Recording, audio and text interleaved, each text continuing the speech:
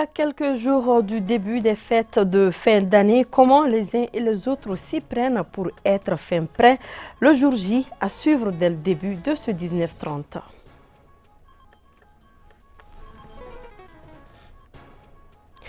Bien qu'il soit interdit de fumer en public sous peine de sanction, ils sont nombreux, ces fumeurs, à faire fi de cela tout en faisant des fumeurs passifs. On en parle dans cette édition.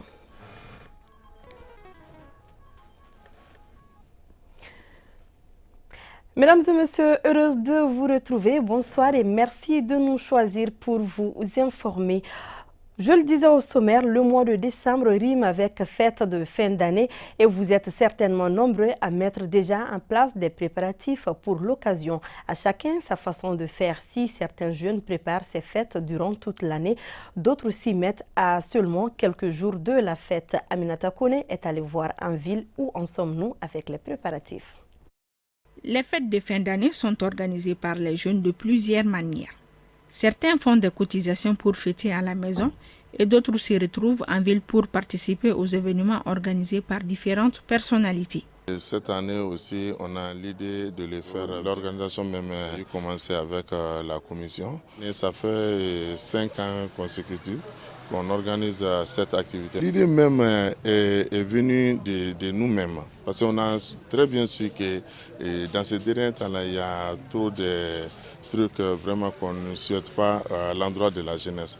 Parce que cela nous permet de regrouper toute la jeunesse de la commune 1. Certains animateurs organisent aussi des événements pour les jeunes à cette occasion. On prépare la fête de fin d'année parce qu'à chaque année, on organise le public show au monument Bougie pour rassembler la jeunesse, donner la joie. Les jeunes filles et garçons sont très motivés pour la préparation de ces fêtes.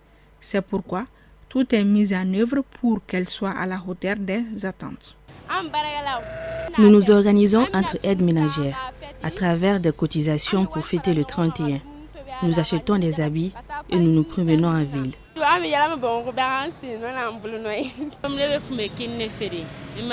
Moi, je vends le riz à 2 ou 3 mois de la fête.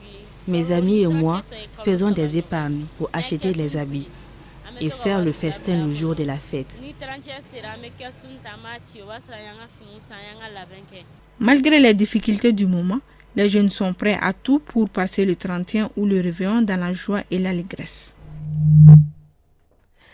Autre sujet, de plus en plus, beaucoup de parents inscrivent leurs enfants à l'école à l'âge de 4, 5 ou même 3 ans, souvent un acte fréquent dans les écoles privées qui acceptent les enfants par moment avant l'âge requis. Pourtant, au fil du temps, cela pourrait avoir des effets néfastes sur la matière grise de l'apprenant. Par ailleurs, cet état de fait n'est pas apprécié par les autorités scolaires. Au dire des responsables de l'éducation, la loi est très claire concernant l'inscription des enfants. On découvre avec Salim Traoré. Dans le milieu scolaire aujourd'hui, l'inscription des enfants avant l'âge requis prend de l'ampleur. Pratique fortement déconseillée par Fatmata Sanogo, forte de ses 14 années d'expérience. Ces enfants sont distraits. Bon, ils n'arrivent pas à tenir. Mais certains parents exigent, ils demandent même si l'école ne prend pas l'enfant à 5 ans, ils vont aller ailleurs. Cette pratique qui sévit actuellement n'est pas sans conséquences sur les enfants à long terme. On dit que quand un enfant commence trop tôt à travailler, il devient rabougri entre guillemets. Donc c'est pourquoi l'enfant doit atteindre l'âge normal pour être étudiant en première année. Après la première année, la deuxième année, troisième année, l'enfant est saturé parce qu'il y a d'autres matières qui viennent se greffer à la leçon de langage, à la leçon de lecture, à la leçon de législation notamment, conjugation, grammaire, orthographe d'usage et surtout la mathématique, le raisonnement. Selon les autorités en charge de l'éducation, la loi est très claire en ce qui concerne l'inscription des enfants. Ce sujet est régi par la loi 099-046 en son article 34 qui dit que l'enseignement fondamental est un bloc de 9 ans et il accueille les enfants à partir de 6 ans. Souvent, certains parents le font, peut-être qu'ils n'ont pas trop d'explications, pour essayer de justifier leur réponse. L'enfant peut être inscrit, mais c'est au niveau préscolaire, mais pas au niveau fondamental.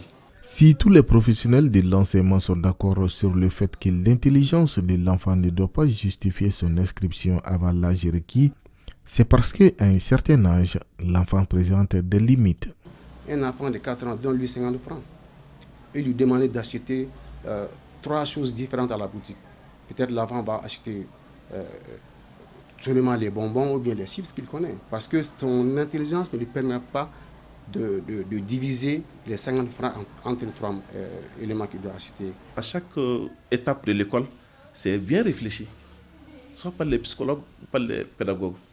Il y a même un psychologue, Virpilo, en 1969, qui disait qu'à 4 ans, l'attention n'est pas stable. Mais c'est au-delà de 8 ans que les ressources attentionnelles sont stables. Pour mettre fin à cette pratique, une synergie d'action entre les promoteurs d'école et les autorités s'avère nécessaire, contribuant ainsi à l'épanouissement complet des enfants. Parlons à présent de ce métier qui connaît une fulgurance. Il s'agit de la fabrique des sachets d'eau en version modernisée. Des sachets les plus en plus utilisés par de nombreux producteurs d'eau en sachet sont importés. Par ailleurs, selon les services d'hygiène, les producteurs de ces sachets ne remplissent pas toutes les conditions d'hygiène.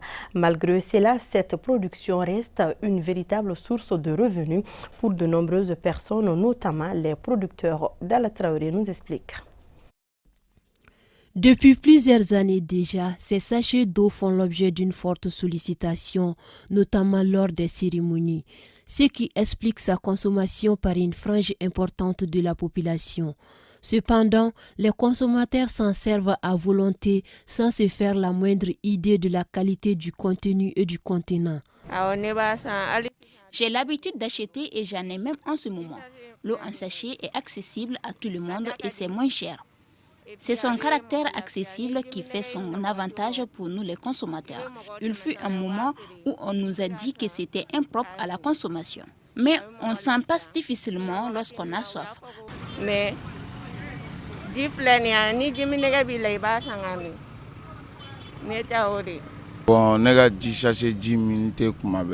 À défaut de la jarre, j'achète de l'eau en sachet. Nous ne connaissons pas les conditions dans lesquelles ces eaux sont contenues dans les sachets. Je n'ai pas connaissance d'un cas de maladie liée à leur consommation. Des paquets d'eau en sachet étalés à même le sol, parfois sous le soleil, sont entre autres conditions indésirables de conservation. Pourtant, ces sachets d'eau sont ce qu'on pourrait qualifier de version modernisée, d'une autre qualité peu appréciée qui a marqué son temps. Les sachets d'eau, la plupart des sachets d'eau ne sont pas soumis à des contrôles par nos services en la matière. Ce n'est pas comme les industriels qui produisent, qui sont soumis à des contrôles et qui bénéficient aussi des autorisations de mise sur le marché. Mais spécifiquement pour les sachets d'eau, à ma connaissance, on n'a pas encore de contrôle spécifique leur concernant. Parce que c'est une situation qui est nouvelle, que, étant donné la rareté du denrée, à savoir l'eau, tout le monde n'a pas accès à l'eau potable en République du Mali. Et c'est l'une des missions, des combats même du gouvernement pour que l'accessibilité soit au rendez-vous. Et pas seulement l'accessibilité, la qualité, les conditions de stockage de ces eaux. Ce producteur d'eau en sachet dit respecter toutes les normes d'hygiène en la matière. Le forage envoie de l'eau au château en haut et ce château va servir ce bocal-là directement. Maintenant, ça vient du forage directement ici et ça passe dans 4 filtres différents pour aller à l'ensachage. Maintenant, au niveau des agents de production, comme vous le voyez, ils ne sont pas en contact avec les produits, ce qui est très important. Selon notre ingénieur sanitaire, il est préférable de s'assurer de la qualité des sachets pour éviter tout risque de contraction d'une quelconque maladie. Une quantité importante de ces sachets sont issus du recyclage. Autre titre de cette édition, vous avez certainement une fois lu en passant dans un lieu public interdit de fumer ou encore zone non fumeur. Eh bien, chez nous, il y a une loi qui l'interdit strictement. Il s'agit de la loi numéro 10-033 du 12 juillet 2010. En cas de non-respect, l'auteur peut prendre une peine d'emprisonnement allant jusqu'à 11 jours et d'une amende de 300 à 18 000 francs CFA. Malgré cette interdiction, certains fumeurs continuent de fumer là où il ne faut pas.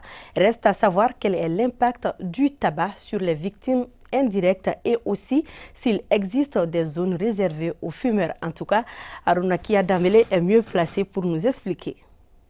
Les fêtes de fin d'année sont organisées par les jeunes de plusieurs manières. Certains font des cotisations pour fêter à la maison et d'autres se retrouvent en ville pour participer aux événements organisés par différentes personnalités. Et cette année aussi, on a l'idée de le faire. L'organisation même a commencé avec la commission. Et ça fait 5 ans consécutifs qu'on organise cette activité. L'idée même est venue de nous-mêmes.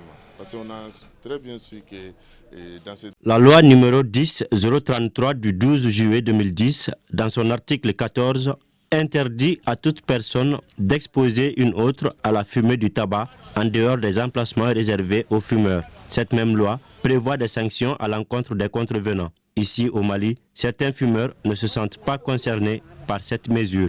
La cigarette est un facteur de risque d'apparition de beaucoup de maladies chroniques.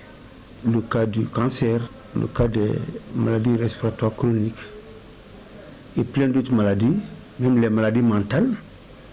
Alors, la fumée contribue à l'apparition de toutes ces maladies sur le long terme. Ce qui fait que, en tout cas pour des actions de prévention, et aussi en faisant cela, ils pourraient considérablement aussi sauvegarder la vie de leur environnement. Le tabac nuit gravement à la santé, comme imprimé sur le paquet de cigarettes. À cela s'ajoute son impact sur les victimes indirectes du tabac et contribue à la détérioration de l'environnement. Nous qui ne fumons pas sommes toujours victimes du tabac dans nos concessions, transports en commun et même dans les lieux de travail. S'ils ne peuvent pas arrêter de fumer, qu'ils nous épargnent vraiment des conséquences du tabac.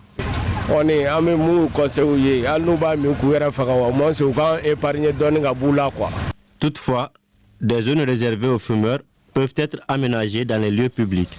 Effectivement, il y a des espaces, tous les services ne le prévoient pas, mais il y a des services qui le prévoient.